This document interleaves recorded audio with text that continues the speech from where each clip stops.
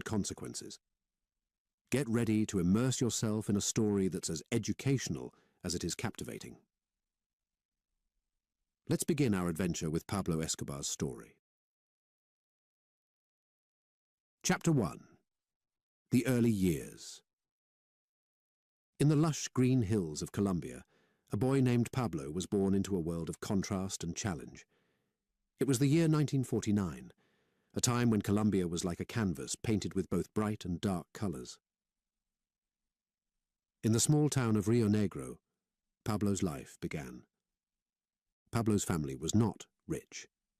His father, Abel, worked hard as a farmer, and his mother, Hamilda, was a schoolteacher. They lived in a modest house made of bricks with a tin roof. From the outside, it looked like any other house in their neighborhood. Inside, it was filled with love, but also struggles. As a young boy, Pablo was curious and full of energy. He loved to play soccer with his friends on the dusty streets. His laughter could be heard echoing through the neighborhood. But when he returned home, he saw the other side of life. His parents working tirelessly to provide for the family. In school, Pablo was an average student. He didn't stand out in his studies, but he had a sharp mind. His mother, being a teacher, encouraged him to learn. Yet, Pablo was more interested in the world outside the classroom. He dreamt of a different life, a life where he didn't have to see his family struggle. At that time, Colombia was facing many challenges. There were rich people who lived in big houses and had fancy cars. And then there were the poor, who worked day and night just to have enough to eat. Pablo saw this inequality every day. He wondered why life was so unfair. As Pablo grew older, he started to understand the power of money. He saw how people with money were respected and feared. He noticed how money could change people's lives. This realization made a deep impression on him. He wanted to have that power, to change his life and his family's fate. One day, Pablo heard about people who made a lot of money through illegal ways. They were involved in smuggling and other activities that were not right. Pablo knew it was wrong, but the thought of quick money was tempting. He started to think about these paths, even though he knew they were dangerous.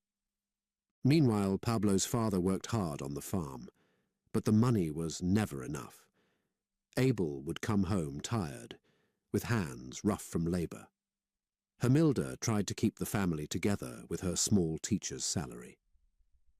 Pablo saw the tiredness in their eyes and felt a deep urge to help them. Around this time, Pablo made a friend named Gustavo. Gustavo was a bit older and knew about the streets more than Pablo did. He told Pablo about the ways they could make money. Pablo listened, his mind racing with thoughts. He was at a crossroads, choosing between right and wrong. One evening, Pablo sat on the hill overlooking Rio Negro. The sun was setting, casting a golden glow over the town. He thought about his dreams, his family, and the choices in front of him. He knew that the path he was considering could lead to danger, but it also promised a way out of poverty. In school, Pablo's teacher talked about history, about heroes and villains. Pablo wondered what made someone a hero. Was it doing the right thing, or was it changing the course of history? These thoughts swirled in his mind as he walked the familiar streets of his town. As Pablo turned 15, he became more determined. He wanted to be someone. He didn't want to just be another face in the crowd. He wanted to make a mark, to be remembered. But the path he was about to choose was filled with shadows and risks.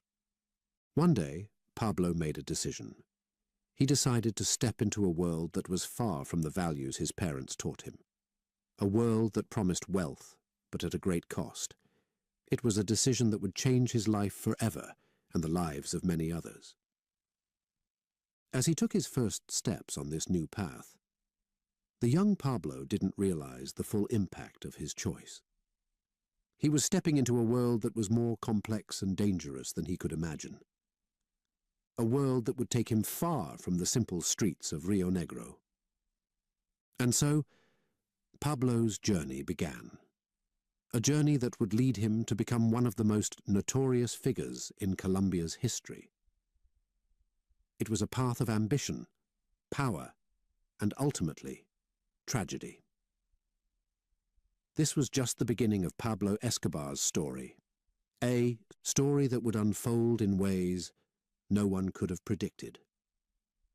From these humble beginnings, Pablo's life was set on a course that would intertwine with the fate of a nation. The boy from Rio Negro, with dreams bigger than his small town, was about to embark on a path that would lead him through a life of dramatic highs and lows. In those early years, Pablo's family saw him as a son, a brother, a dreamer. They did not know the path he would choose. They hoped for a bright future for him, one filled with happiness and success. Little did they know. The name Pablo Escobar would become known far beyond the streets of Rio Negro. As the sun set on another day in Colombia, the story of a boy with big dreams and the choices he made started to unfold. A story of ambition, power, and the consequences of choices. This was the early years of Pablo Escobar, the beginning of a story that would captivate the world. Chapter 2. Dreams of Power. In the heart of Colombia, young Pablo's mind was a whirlwind of dreams and ambitions. It was in the vibrant and bustling streets of Rio Negro where he began to envision a life far beyond the ordinary. Pablo was no longer just a boy playing soccer in the streets. He was growing up, and his dreams were growing with him. He looked around and saw the world was full of opportunities, but not all of them were good. Pablo knew this, yet the allure of power and wealth was irresistible. He often wandered through the market streets, watching the people bustling about their day. The rich, dressed in fine clothes, seemed to glide through life effortlessly. Pablo looked at them and felt a stirring within him. He wanted that life, a life where he didn't have to worry about money, a life where he could give his family everything they needed. But how could a boy from a humble background achieve such greatness? Pablo knew that the usual paths, becoming a doctor, a lawyer, or a teacher, were long and difficult. He wanted something faster, something that would take him to the top quickly. The streets of Rio Negro were also home to those who lived on the edge of the law. Pablo saw them, the smugglers, the hustlers, the ones who operated in the shadows. They had money, power, and respect, things Pablo deeply desired. One day, Pablo overheard a conversation about a smuggler who had made a fortune overnight. The man had taken risks, but now he lived like a king. This story lit a spark in Pablo's mind. He started thinking, what if I could do that? What if I could make that kind of money? Pablo began to spend more time with Gustavo, his friend who knew the streets well. Gustavo introduced him to people who were involved in small illegal activities. Pablo listened to their stories, their strategies, and learned about the risks they took. He started to understand the world of smuggling, how goods were moved, how money was made. It was dangerous, but the rewards were high. Pablo felt a rush of excitement every time he thought about it. This was his chance to rise above, to become someone important. Pablo's first step into this world was small.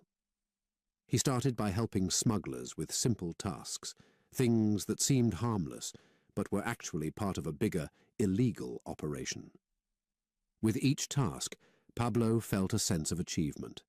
He was finally on the path to making his dreams come true. At home, Pablo kept his activities a secret. His parents still saw him as their young son, unaware of the path he was choosing. Pablo loved his family, but he believed that the end would justify the means. He was doing this for them too, to give them a better life. As Pablo got more involved, the stakes got higher. He started taking bigger risks, and with the risks came more money. He felt powerful, like he was in control of his destiny. But with power came danger. The world he was entering was unforgiving, and one mistake could cost him everything. Pablo's dreams of power were becoming a reality. He was making more money than he ever thought possible. But he was also moving further away from the innocent boy who played soccer in the streets. He was entering a world where power was everything, and where every step could be a matter of life and death. This was just the beginning of Pablo's journey into a life of notoriety. A journey that started with dreams of greatness, but would lead to a complex web of choices, challenges, and consequences. Pablo Escobar was on his way to becoming a name that would echo through the annals of history, a symbol of power, ambition, and the perilous lure of a life outside the law. Chapter 3. The First Deal.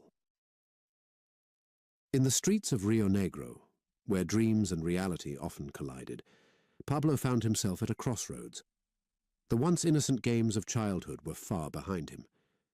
Now he was about to make a decision that would forever change his path. Pablo's days were filled with a restless energy. He was no longer content with the small, simple tasks he had been doing for the local smugglers. He wanted more. He craved a bigger piece of the action. He wanted to make a deal, his first real step into the world of illegal activities. One evening, under the dim lights of a local bar, Pablo met with a man known in the underworld as El Patron. This man was a key figure in the local smuggling scene. He had the connections, the power, and the fear of many. Pablo, with his sharp eyes and a heart racing with ambition, was ready to propose a deal. He approached El Patron with a mix of respect and boldness. Pablo had thought about this moment many times. He knew the risks, but the thought of success was too tempting. He spoke with confidence, laying out his plan to move goods across the region. His words were measured, his plan detailed. El Patron listened, his expression unreadable. Pablo could not tell if he was impressed or amused. After what seemed like an eternity, El Patron finally spoke. He agreed to Pablo's plan, but with a warning. The underworld was not forgiving. Mistakes were paid for dearly. Pablo felt a surge of excitement. This was it, his first real deal. He shook hands with El Patron, sealing the agreement. As he walked out of the bar, the night air felt different, charged with a new sense of purpose. Pablo knew he had just crossed a line, a point of no return. The next few weeks were a whirlwind of activity. Pablo was busy arranging everything for the deal. He contacted people, organized transport, and made sure everything was ready. He felt alive, energized by the challenge. He was finally making his mark. The day of the deal arrived. Pablo was nervous, but ready. He had everything planned down to the last detail. The goods were moved under the cover of night, transported through routes that were carefully chosen to avoid the police. As the sun rose the next day, Pablo received the news. The deal was a success. He had done it. He had made a significant amount of money, more than he had ever seen in his life. He felt a sense of triumph, a feeling of power that was intoxicating. But with success came a new set of challenges. Pablo had attracted attention in the underworld. He was no longer just a small-time player. People started to talk about him, some with respect, others with envy. Pablo knew that he had to be careful, that he had to be smarter and more ruthless. This first deal was just the beginning. Pablo had tasted success, and he wanted more. He started to plan bigger deals, more complex operations. He was diving deeper into the dangerous world of smuggling, a world where the stakes were high and the consequences severer. Pablo's life was changing rapidly. He was moving away from the life he had known, from the streets where he played as a child. He was stepping into a world of shadow and danger, a world where power was king and mercy was rare. This first deal had set Pablo on a path that would lead him to become one of the most notorious figures in the history of Colombia. It was a path filled with risk, excitement, and danger. Pablo Escobar was on his way to building an empire built on the shadows of the underworld. Chapter 4: Rise to Infamy. In the heart of Colombia, a transformation was taking place. Pablo, once a boy with big dreams in the streets of Rio Negro, was now on a rapid ascent in the criminal world. It was a journey marked by ambition and a relentless desire for power. Pablo's first successful deal had been just the beginning. He began to build his empire with a sharp mind and a fearless spirit. He knew the world he was entering was dangerous, but he was driven by a vision of greatness that overshadowed the risks. He started to expand his operations. It was not just about smuggling goods anymore. He was diversifying his activities. Pablo ventured into different illegal businesses, each more lucrative than the last. He was making money faster than he had ever imagined, but it was not just about the money. It was about power, influence, and respect. Pablo was smart. He knew that in the underworld, it was not enough to just be strong. One had to be strategic. He formed alliances with other players in the criminal world, sometimes through friendships, other times through fear. He was becoming a master at playing the complex game of power and survival. As his empire grew, so did his notoriety. Pablo was no longer just a name in Rio Negro. He was becoming known across Colombia. People began to talk about him in hushed tones, some with admiration, others with fear. Pablo was becoming a legend in the underworld, a man who rose from humble beginnings to the heights of criminal power. But with power came enemies. Pablo knew that he was making rivals as fast as he was making money. There were other people who wanted to be in his place, who envied his rapid rise. Pablo had to be vigilant, always one step ahead of his enemies. He built a network of loyal followers who would protect him and his empire at any cost. Pablo's strategies were ruthless but effective. He used a mix of charm, intelligence, and intimidation to get what he wanted. He was a master at negotiation, always finding ways to turn situations to his advantage. He was also not afraid to use force when necessary, a trait that made him both respected and feared. As his empire expanded, Pablo started to live a life of luxury. He had the finest clothes, the most luxurious houses, and cars that most people could only dream of. He was living the life he had always wanted, a life of wealth and power. But this life was built on a foundation of danger and uncertainty. Pablo's family watched him change from a distance. They saw the wealth and the power, but they also saw the danger. They worried about him, knowing that the path he was on was fraught with risks. Pablo assured them that he was in control, but deep down he knew that the world he was in was unpredictable. Despite the risks, Pablo continued to push forward. He was not content with just being a player in the criminal world. He wanted to be the king. He planned bigger operations, took bigger risks. He was creating an empire that was powerful but also vulnerable. Pablo's rise to infamy was not just a story of success. It was a story of transformation. The boy who once played in the streets of Rio Negro had become a man who commanded an empire. It was a journey that had taken him to the heights of power, but it was also a journey that had taken him away from who he once was. This rapid ascent in the criminal world was just another chapter in the complex story of Pablo Escobar. It was a story of ambition, power, and the dangerous allure of a life beyond the law. Pablo was now a name that would be remembered, a name that would be written in the pages of history, not just as a man of power, but also as a symbol of infamy. Chapter 5. The Robin Hood of Medellin. In the bustling city of Medellin, Colombia, a paradox was unfolding. Amidst the shadows of his growing criminal empire, Pablo was weaving a different story, one that painted him not just as a feared figure, but also as a hero to many. This chapter of his life reveals the complexity of his relationship with the people of Medellin.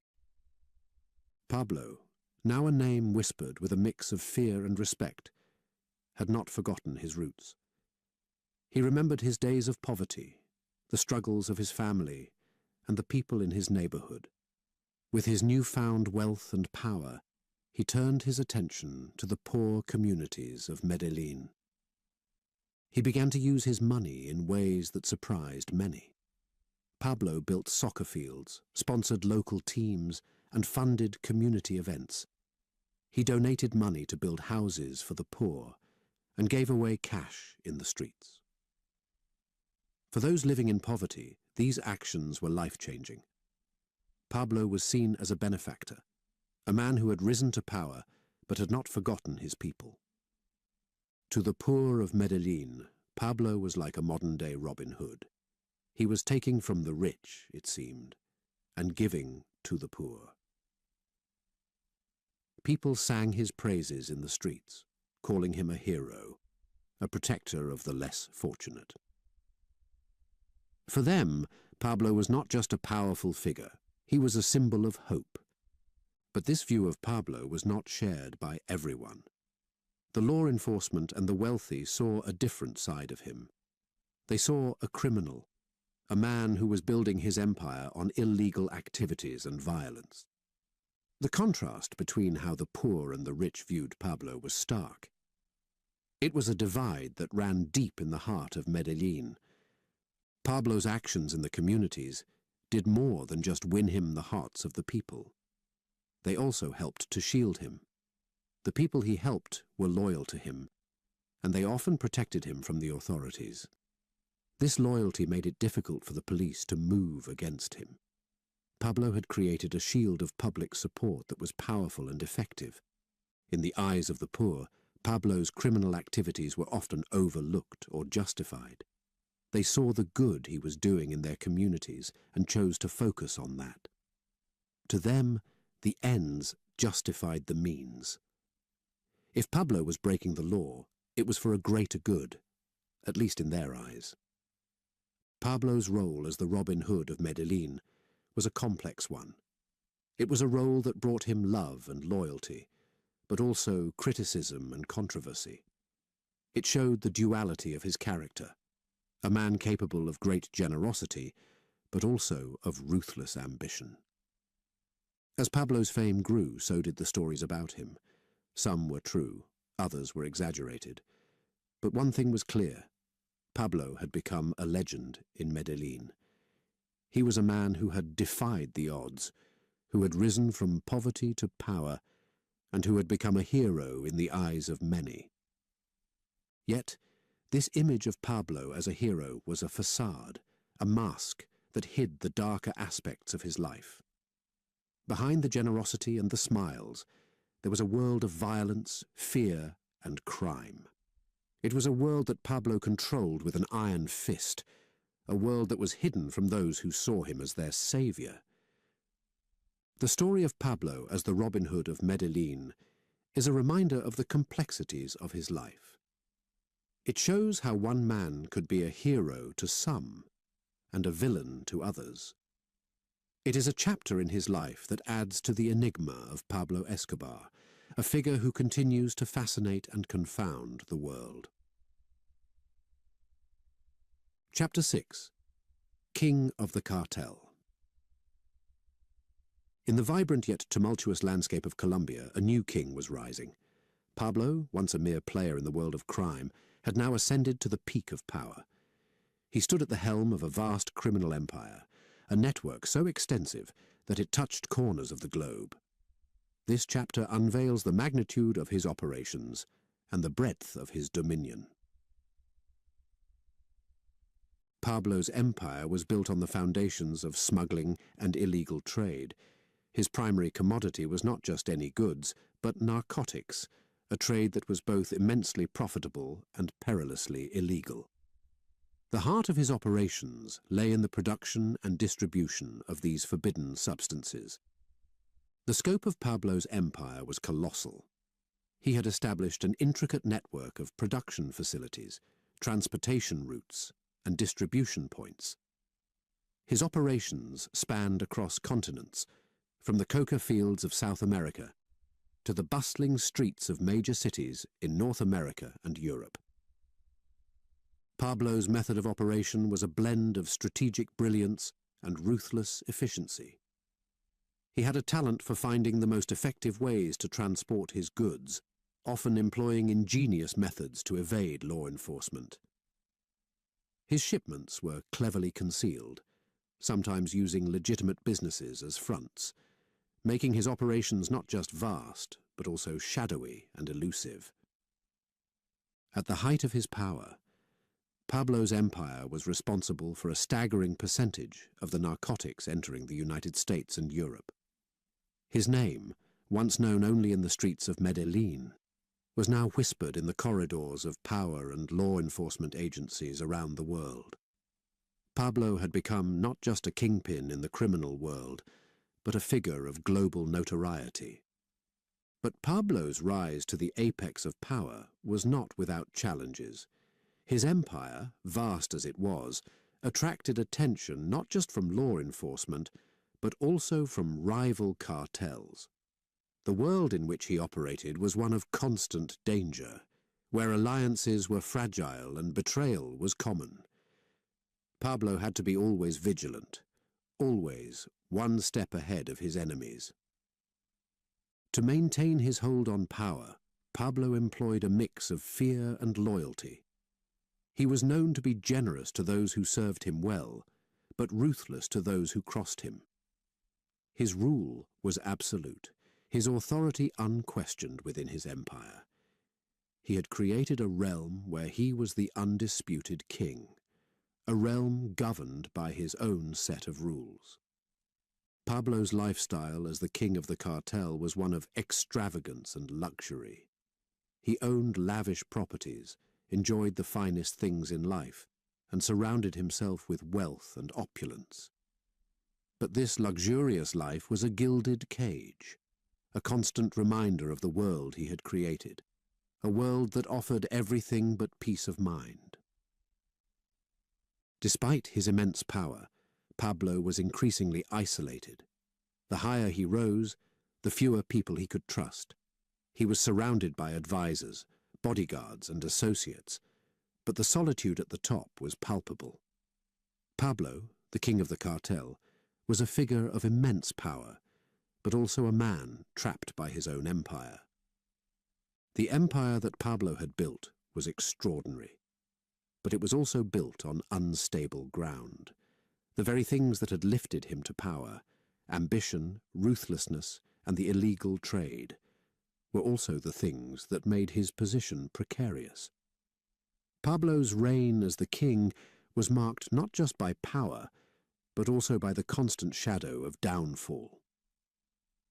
Pablo Escobar's story as the king of the cartel is a testament to the heights that ambition can reach, but also a warning of the depths to which it can fall.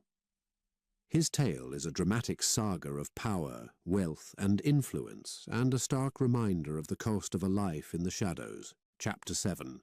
Family Matters. In the midst of his rise to power and infamy, there was another side to Pablo, often hidden from the public eye. This chapter delves into the personal life of Pablo Escobar, exploring the complexities of his family relationships and the impact of his choices on those closest to him. Pablo, the formidable leader of a vast criminal empire, was also a family man.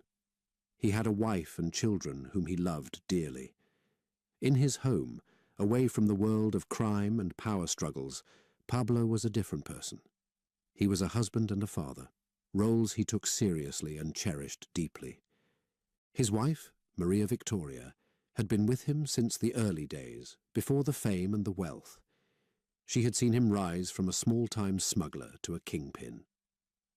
Maria Victoria was aware of her husband's activities, but she chose to focus on the man she knew, the man who was a loving husband and father. Pablo's children were his pride and joy. He wanted to give them everything he never had, a life of comfort and security. He doted on them, spending time with them whenever he could, away from the demands of his empire. In the eyes of his children, Pablo was a hero, a larger-than-life figure who could do no wrong. But the life Pablo had chosen was not without its consequences, and these consequences extended to his family. His home was a fortress, surrounded by security and constant vigilance. His family lived in luxury, but it was a luxury that came with a price, the price of freedom and normalcy. Pablo's children grew up in a world that was far from ordinary. They had everything they could wish for in terms of material possessions, but their lives were confined. They could not go out freely, make friends like other children, or lead a normal life. Their father's notoriety cast a long shadow over their existence. Maria Victoria, too, felt the strain of her husband's lifestyle. She worried about his safety, about the dangers that came with his line of work. She feared for her children, for the kind of world they were growing up in. Yet she stood by Pablo, bound by love and loyalty, despite the turmoil that surrounded them. Pablo's relationship with his wider family was also complicated. His parents and siblings were caught between pride and concern. They were proud of his achievements, of the wealth and status he had attained. But they were also worried about the dangers of his lifestyle, about the law and the enemies he had made.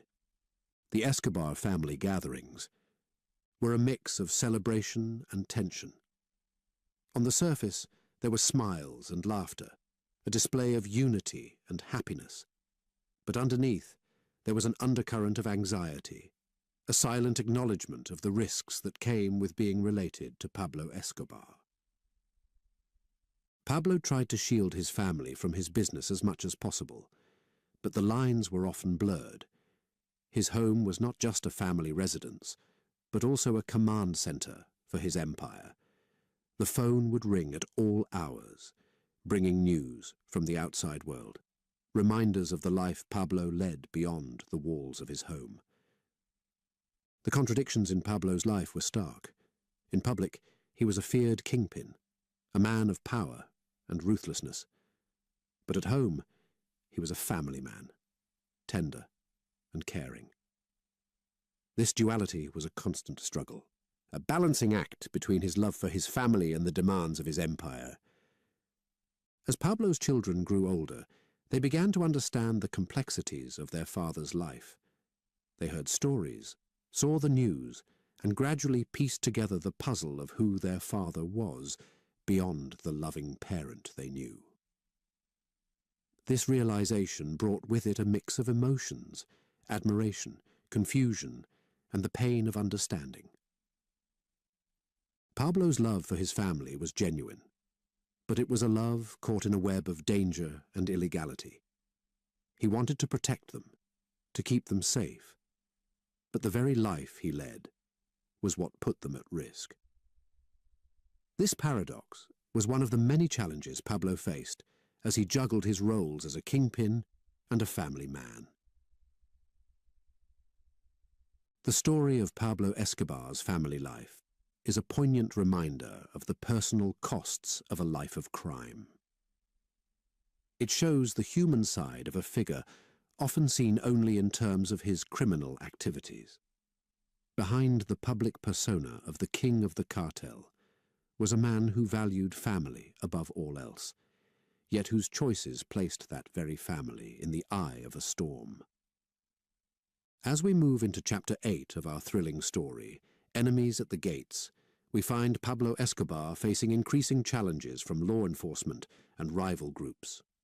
The tension is mounting, and the drama is set to intensify. If you're enjoying this journey into Pablo's complex world, please don't hesitate to leave a comment and share your thoughts. Your insights and reflections are valuable to us. And if you like what you're hearing, show your support with a like. Your engagement helps us bring more such compelling stories to you. Now, let's dive into Chapter 8 and witness how Pablo navigates through these escalating confrontations. Chapter 8: Enemies at the Gates. In the shadowy world of power and crime, Pablo Escobar was not just a name, but an empire, a force that had risen to staggering heights. But as his power grew, so did the number of his enemies. This chapter unfolds the story of the growing opposition to Pablo's reign, a threat that came from both law enforcement and rival groups. Pablo's empire, vast and lucrative, was built on a fragile foundation of danger and deceit. His ascent to power had made him many enemies, some hidden in the shadows, others in plain sight. The more powerful Pablo became, the more he was surrounded by those who wanted to see him fall. Law enforcement agencies, both in Colombia and internationally, had long been aware of Pablo's activities. His rise had not gone unnoticed, and as his empire expanded, so did the efforts to bring him down. Teams of dedicated officers, investigators, and agents were working tirelessly, building cases against him, tracking his movements, and trying to penetrate his network. Pablo was no stranger to the attention of law enforcement. He had evaded capture and prosecution numerous times, using a combination of bribery, intimidation, and sheer cunning. But the scale of the efforts against him was growing, and the noose was tightening. The authorities were becoming more determined, more resourceful, and Pablo knew that the danger was increasing. At the same time, Pablo's dominance in the criminal world was being challenged by rival groups. These were not just petty criminals, but powerful cartels and organizations that saw Pablo's empire as a threat to their own operations. They envied his success, his territory, and his wealth. In the ruthless world of drug trafficking, envy often turned into violent opposition. Pablo was aware of the threats that surrounded him. He knew that his enemies were many, and that they were closing in. But he was not a man to be easily intimidated. He responded with his own brand of aggression and strategy. He fortified his defenses, increased his security, and prepared for whatever challenges came his way. Despite his preparations, the pressure was mounting. There were attempts on his life, betrayals by those he had trusted, and constant battles for territory and power. Each day was a test of survival, a game of chess where the stakes were life and death. The conflict with his rivals was not just a battle of guns and muscle. It was also a war of wits and strategy. Pablo had to be always thinking, always planning. He had to anticipate his enemies' moves and counter them. This constant state of alertness was exhausting, but Pablo thrived on it. It was part of the life he had chosen, a life of power and danger. But the greatest threat to Pablo came not from his enemies, but from within his own empire. The very size and complexity of his operations made it vulnerable. There were cracks in the foundation, betrayals waiting to happen, and loyalty that could be bought. Pablo's empire was not just under attack from the outside, it was also being eroded from the inside. The law enforcement agencies were getting closer, using informants and surveillance to gather information. They were piecing together the puzzle of Pablo's empire, finding its weaknesses. Every move Pablo made was being watched, every decision analyzed. The net was closing in, and Pablo could feel it. In this world of betrayal and danger, trust was a rare commodity. Pablo could trust only a handful of people, and even then, he could never be completely sure. He had to be cautious, always watching his back, always aware of the possibility of a knife in the dark. The battles with rival groups were becoming more frequent and more violent. Territories were being fought over, alliances were shifting, and blood was being spilled. Pablo had to be ruthless, showing no weakness, no mercy. He had to maintain his image as the unassailable kingpin, even as the foundations of his empire were shaking. In the midst of this turmoil, Pablo's personal life was also affected. His family, once a source of strength and solace, was now a vulnerability. He had to protect them, keep them safe from his enemies, who would not hesitate to use them against him. The man who had once sought power and wealth was now fighting to protect what was most dear to him. As Pablo faced his enemies at the gates, he knew that the greatest battle was still to come. It was not just a battle for his empire, but a battle for survival. The king of the cartel was at the height of his power, but he was also at the most vulnerable point of his life.